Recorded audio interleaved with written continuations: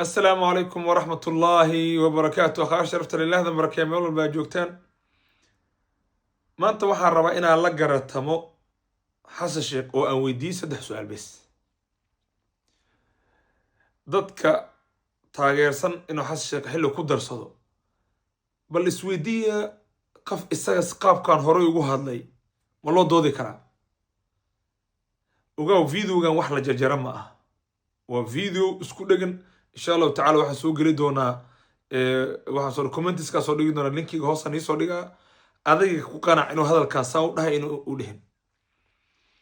saddex su'aal kaliya weydiinaa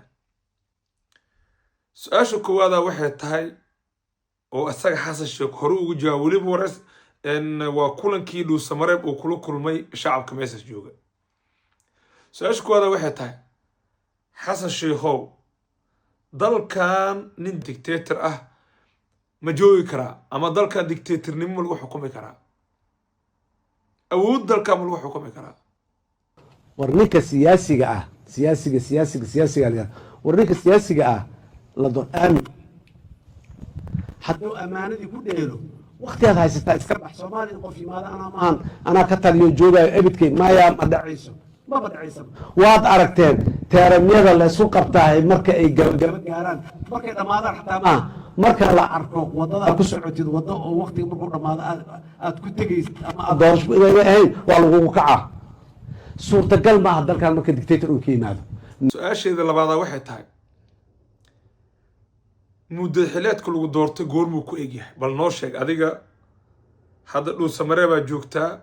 xilligaas aad ka hadlaysay bal nooga jawaab goortuu kugu egyahay muddo xileedkaaga 4 sano aad joogtaa xasan sheekh lagu yiraa 4 sano maanta dhamaato 15 May lagu doortay 15 May ugu dambeysay 4 sano waa in la doortaa madaxweynuhu ku bedeli lahaa ama adiga dib lagu doortaa sadontiyan su'aasha saddexaad waxa waaye maxaa ku magacaabi karnaa qofka keeno maneeno waqtiga markuu dhamaado maneeno waxa igu dara qarac maxaa ku tilmaami karnaa aniga ma hadalkan ogaw isaga kaaga jawaaba wax lagu tilmaamayo laakiin haddaan doorashadii sigsaam oo inta ka baxo oo hadda ilaa walaa doorasho lama qaban karee sanada u baahana 2 sano u baahana doorasho lama qaban karaan inta la soo istaago hal is dilo waa Soomaali waa diiday ninkii ku dayayaan waa boqol yaa lagu dayinaan leena dadka waxay ila tahay saddex su'aal horta jawaabtooda waa heshay waxa intaas dheer marar badan uu ku celceliyo adinka dhan markaad ka tihiin masaajid gudihiisa inuu ku dhaxdhahay muddo xileedkeyga wuxuu ku eegay 15 May 2026 warkaas waraa soo dhaafay dastuurkii aluskaaga imaaday wuxuu dhahay ani ma aha isagaa dhahay wuxuu dhahay dastuurkan hadda la qorooyo aniga miyuu qusay dowladda iga dambeysay qusaysaa iyagoo soo wixii kastoo ku qoran dhanka kuwaas oo qabana aniga ima qusayso war dadka maxaa ka qaldan intaasoo hadal waa qaf laga haayo ani waxaan la yaabanaha marka sidee qaf noocaan ah adigu doodi kartaa asaga isdifaaci karin iska day wax kale ninka ogaa 70 jir waaye PhD wataa PhD aan agteeda waa PhD wuxuu qoray asagoo madaxweyne ah sidoo waqtigaas ku helay baaritaanada u sameeyay su'aalo badan ka qabtaas muhiim ah laakiin laba mar madaxweyne soo noqday khibrad leh khibradiisu dhan isku keenay oo isaga jawaabahan adiga ka heshay wuxuu diiday dictatornimo uu diiday madaxweynaadkii la dhaaf uu diiday qof wax ka qaldan yahay oo doqon ah inuu asaga sheegay qofkii wax ku darso maneena keeno iyo isaga masaajid ka dhex sheegay ilaahay hortiisa ka hor sheegay masaajidka ilaahay uu ka sheegay qofkaas sidoo ugu doodi kartaa waxaan rabaa inaan ku gabagabeeyo hadalkaygan garnoqsigayga inaan ku gabagabeeyo ونمايو ضدك حساس كسر جيد شعب وحرت لمسؤولين ده وحر كودو ضايان وحر ضدك اسكت المام لكن وحر كودو ضايان وحق حق حتى هدو قف قالك إما دوال لجيستا حق دو يهوا قفك حق وقواد لاي ور أفر سنة كان لدور تلو داري وودا ماتي دور شا قبت ها حبك وجرت إيو إلا ده إن maxaa lahay doorashada ay qabanaysid war heshiis wax lagu yahay ku qaban xitaa waxyaabo qaar lagu ogolaana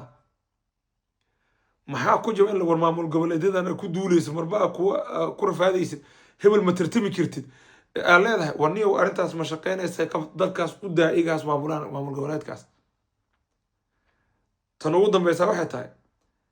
doorashadii qof codkaa ku doodaysa waa qaba doonaa soomaa mid kala dhahaya ma tartami kartid ma geli kartid aan sii ognahay beedha wax ka socda la arkooyo tii ka qabatay gobolka banaadir aawo dadka la doorto horta aawe intay ka baxeen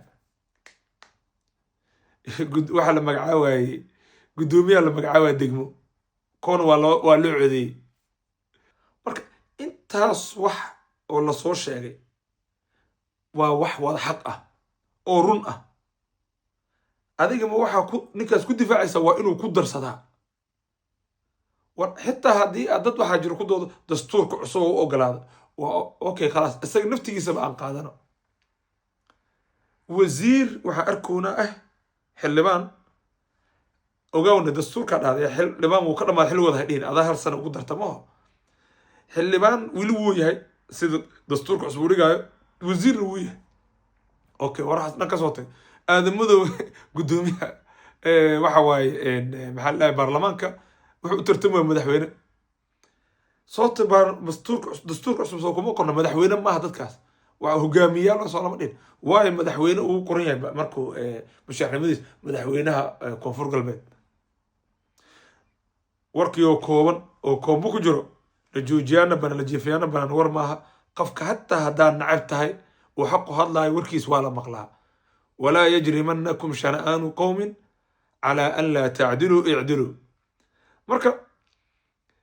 qofka hataa haddaad nacab tahay wax xaq sheega waa laga dhegeystaa marka dadka dhahaayo xasan sheekh waa inuu doorasho qabtaa waa inuu tartamaa wax